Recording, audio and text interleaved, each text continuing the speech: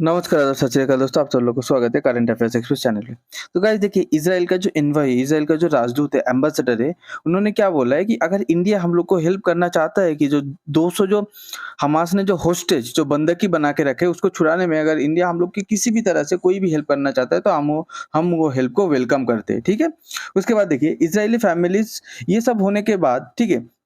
अब मैं आपको एक चीज़ बताता हूँ। इज़राइली जो फैमिलीज़ है जो गाज़ा गाज़ा में जो लोग को होस्टेज बना के रखा है, तो उनका जो फैमिलीज़ है उन्होंने गवर्नमेंट को दोषी ठहराया है। किस लिए दोषी ठहराया है कि आपने हम लोग का जो लव्ड वन था, हम लोग जिसको प्यार करते थे, हम लोग का जो फैमिली मेंबर था, हम लोग का जो दोस्त था, हम लोग का जो रिलेटिव्स था, ठीक है? आप लोग उन लोग को ऐसे छोड़ दिए, उन लोग के खिलाफ कुछ कर नहीं रहे हो, उन लोग को छुड़ाने के लिए कुछ कोशिश नहीं कर रहे हो और कुछ स्टेप नहीं ले रहे। तो इसीलिए इज़राइल का गवर्नमेंट भी बहुत अंडर प्रेशर पे है, ठीक है? अब देखिए एक बात मैं आपको बताना चाहता हूँ, ये जो गाज़ा में हमास और जो भी लड़ाई चल रहा है, हमास के लड़ाकू तो लड़ रहे हैं, पर गाइज़ आप लोग को एक चीज़ पता है कि हमास का जो टॉप जो बड़े-बड़े लीडर है, वो गाज़ा पे नहीं है, वो कतार में मस्त एकदम आराम से बंगलो पे बैठे रहता है, ठीक है? और ऑर्डर करता है और इसमें कौन मरता है, जो छोटे-छोटे फाइटर रहता है, मतलब जो आम नागरिक जो फाइटर बन जाता है, हमास के लिए फाइट करते हैं, उन लोग मरते हैं, नहीं तो उसके साथ-साथ नॉर्मल सिविलियंस भी मरते हैं, ठीक है? अब कतार पे हमास का जो लीडर है, इसीलिए कतार को भी इंटरनेशनल बहुत प्रेशर आया है अबाउट ओके क्या चीज़ लेके वो होस्टेज है उन लोग को लेके, ठीक है? तो हमास ने मतलब कतार ने क्या किया हमास को थोड़ा बोल रहा है, प्रेशर दे रहा है कि आपने जो होस्टेज बना के रखे हो, होस्टेज में से एटलीस्ट औरत को, वुमेन को, बच्चे को और जो लोग एजेड है, एल्डरली होस्टेज को आप लोग रिहा करो और आप लोग छोड़ दो, ओके? उसके बाद देखिए हाँ, उसके बाद आपको एक चीज़ बताता हूँ, ये एक बहुत ही बड़ा मतलब बहुत ही कड़वा है पर सच है। जो सन ऑफ जो हमास लीडर का जो बेटा है, ठीक है? तो उन्होंने क्या बोला है देखिए, उन्होंने साइलेंस जो चुप्पी रखा था, चुप्पी को तोड़ के क्या बोला है देखिए, कि ये जो हमास है, जो हमेशा पैलेस्टीनियन पैलेस्टीनियन करते रहते हैं कि हम लोग पैलेस्टाइन के लिए लड़ते।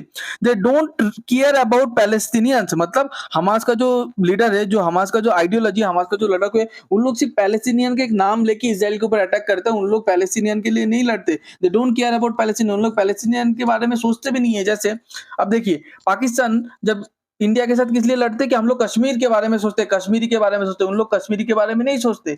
उन लोग कश्मीर के लैंड जो ज़मीन है, ज़मीन के पीछे उन लोग का लालच है। कश्मीर के बारे में उन लोग सोचते हैं नहीं, ठीक है? एक्चुअली कश्मीरियों के बारे में उन लोग सोचते नहीं। तो सेम वे हमास भी पैलेस्टीनियन के बारे में नहीं सोचे, उन लोगों को सिर्फ वो इज़राइल जो ज़मीन पे उसको वो ज़मीन चाहिए, ओके। तो देखिए, जो गिलोन जो राजदूत है उन्होंने क्या बोला है कि देखिए, अगर जो ग्लोबल पावर्स है जैसे इंडिया हो गया वेस्ट का जितना भी कंट्री अमेरिका, यूरोप हो गया, उन लोग अगर हमास के ऊपर प्रेशर डालते हैं, तो ओके और उसके साथ-साथ अगर इंडिया भी अगर हमास के लीडर के साथ, ठीक है? और दुनिया का कोई भी लीडर के साथ अगर इंडिया बात करते हैं, जो लीडर हमास के ऊपर थोड़ा इन्फ्लुएंस रखते हैं, मतलब जिस सपोज़ मान लीजिए एक लीडर है, वो लीडर का बात हमास सुनता है। तो अगर इंडिया वो लीडर से बात करके बोल सकता है कि आप हमास को बताइए कि ये जो 200 इज़राइली जो होस्टेज बना के रखा है और उसके वो 200 में आपका बहुत फॉरेन बाहर के कंट्री का भी होस्टेज है, बाहर के कंट्री में भी नागरिक है, तो उन लोगों को अगर हमास छोड़ दे तो अच्छा होगा। तो इंडिया अगर ये स्टेप लेता है, तो ये स्टेप हम लोग इंडिया को रोकेंगे नहीं, वेलकम करेंगे, ठीक है? तो अब इसका मतलब इशारा किसकी तरफ है? आपको बताता हूँ। हमास का जो लीडर है ना, उसके साथ रशिया का बहुत अच्छा संबंध है और इज़राइल को पता है इंडिया के साथ रशिया का नरेंद्र मोदी के साथ व्लादिमीर पुतिन रशियन प्रेसिडेंट का बहुत अच्छा संबंध है। तो इज़राइल यही बोलना चाहते हैं अगर नरेंद्र मोदी व्लादिमीर पुतिन के साथ बात करके अगर हमास के ऊपर थोड़ा इन्फ्लुएंस बढ़ा के प्रेशर करके अगर वो जो 200 हॉस्टेज है उनको अगर छुड़ा पाए तो बहुत ही मतलब अच्छा होगा, ठीक है? अब देखिए, ये सब के बीच में आप लोग को एक बात बताता हूँ, गाज़ा में जो ह्यूमैनिटेरियन जो एड है, ठीक है? मतलब कंबल है, दवाई है, खाना-पीना है, पानी है, जो भी है ह्यूमैनिटेरियन जो एड है, उन्होंने वो सब इज़राइल ने अलाउ किया। कहाँ से अलाउ किया? इजिप्ट के बॉर्डर के थ्रू जो ह्यूमैनियन एड पहले जाना चाहता था, इज़राइल उसको ब्लॉक करके रखा था। क्योंकि ह्यूमैनिटेरियन एड के आड़ में उन लोग हथियार भी सप्लाई करते थे, ऐसा इज़राइल का बोलना है। इसीलिए इज़राइल पूरे रास्ता को ब्लॉक कर रखा था कि अंदर कुछ नहीं जाएगा। पर जो बाइडेन जब विजिट हुआ, ओके।